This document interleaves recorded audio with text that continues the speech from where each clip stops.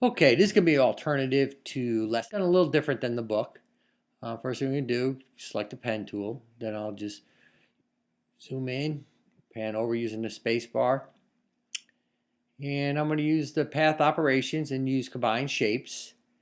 And I'm going to put least amount of points as possible to try to outline the shape of this cup. So I'll leave the template on here and I'll use my pen tool, turning the pen as I go. And I'm not going to miss those last 2 points, try to get that curve, but I'm not going to be too concerned if I don't get the exact outline of the cup right now. I'm going to come back to it and make fixes using the direct selection tool. So right there I got that loop, and I'm going to come around this handle and see if I can do this in the least amount of points. So see, I'm skipping some of the points on the template, and I close off the shape right there, and then I go to my direct selection tool and I can work the handle, zoom in a little bit here, turn off the template, and then I'll just kind of work these handles.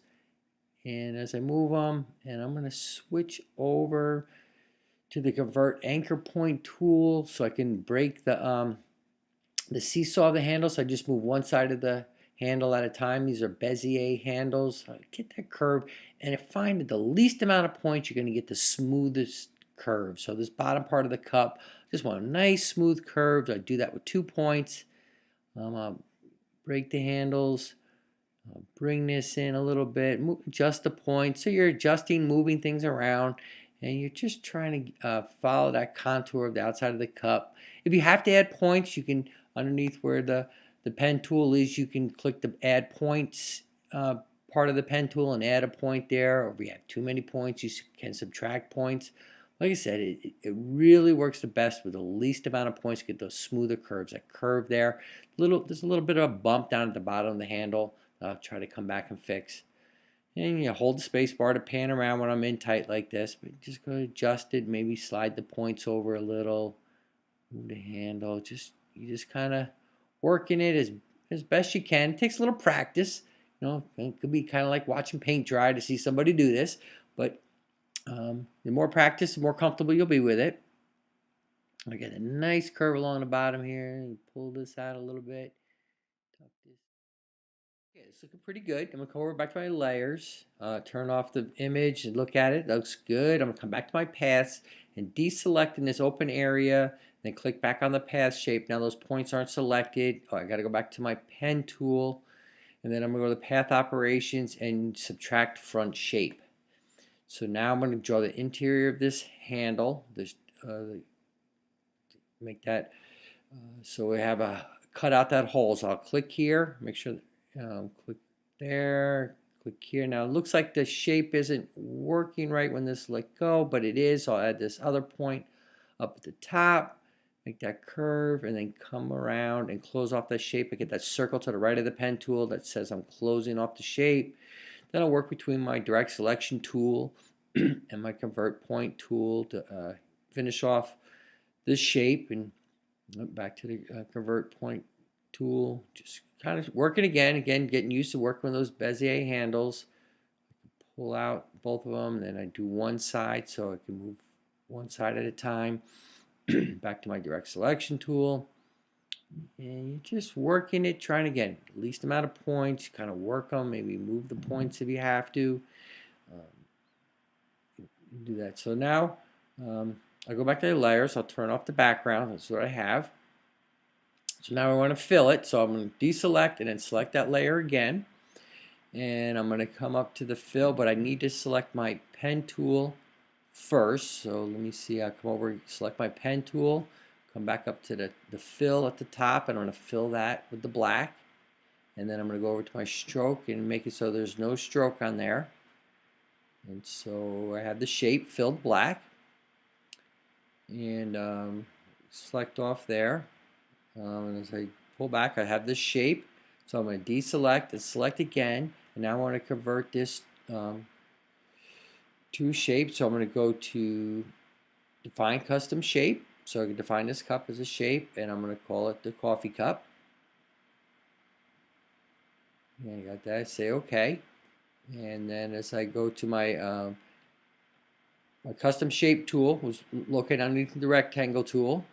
as I activate that, then I can see my custom shapes up here, and there's the cup I just made. So I pan down and there it is. That's the cup shape I just made.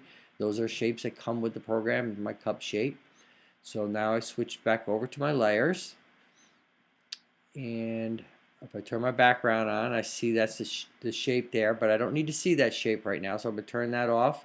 The template layers were there. I'm turning everything off except for the background, which is the cup and the sky and the table. And I select my custom shapes, and then my cup is selected here, and I'm going to hold the shift key and draw this shape out so it draws out in proportion. And there's the shape of the cup, and I'll size it about that size here, and it fills in. We see the points are activated, so I want to deactivate those points again. I'm going to zoom in, pan over. Okay, so now that I have this shape, I am going to draw that lightning bolt here in the center. So see the points are active, so I want to come back over to my paths panel over here on the right and click on the paths, and then I want to select the points by clicking in this open area, but I'm going to select back on the path shape. I need to select that path shape again, and then my custom shapes are activated, so I am going to come up to the top to my subtract front shape from here and choose subtract front shape. That will allow me to choose this lightning bolt icon that's in my custom shapes, and I'll take that and drag that out from the corner, and I don't need to hold the shift key. I could if I wanted to, but I'll drag it to size it to where I want. The proportions here aren't that critical, but because I chose subtract front shape, it will cut a hole in my shape there, because I had that shape path activated, so that's why I cut a hole in that shape. So I'm going to come back to my layers, and I am going to look at this, and I'm going to want to add my text. So I am going to come up to add my text. I'll zoom out to see how this looks on my screen, and as I pan over, you see the cup in here. And I'm going to place the link text. It's an EPS file that came with here.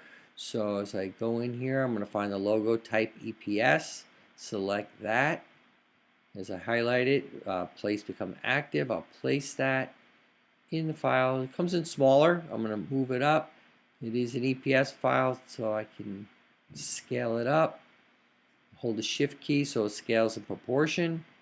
I'll move it so I get my smart lines, show me I line up the centers, looks good, eyeball the distance apart, and height, so it's all eyeball right here. I check it to approve that, and I have that. Now I want to fill it with a color, and I'll switch. I get this red, and I'll go to my paint bucket underneath the gradient tool, but it won't fill the paint bucket because it's a EPS shape.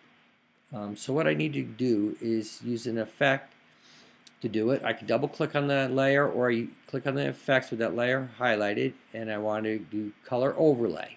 So I click on color overlay here, and it brings up my layers panel, and default this bright red is here, but I use my eyedropper, pick a color from the cup.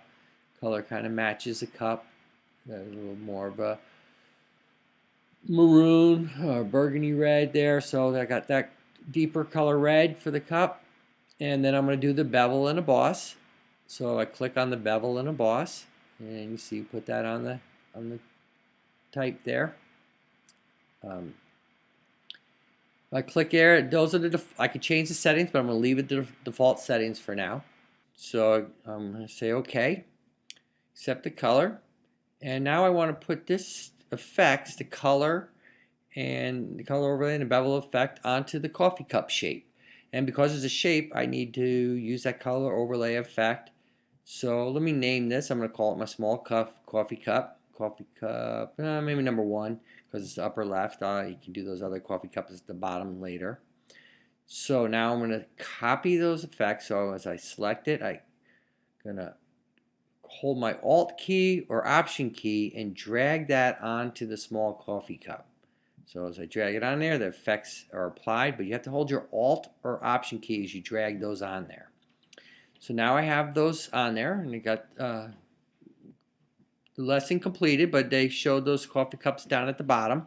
so you can look at the book to add those coffee cups on the bottom, along the bottom there, and see how that's done. But you got to practice with the pen tool. It's a different way of drawing. You know, you add the points and adjust with the Bezier handles, and the more you do it, the more comfortable you'll become with it. And I hope this was helpful, and let me know if you have any questions.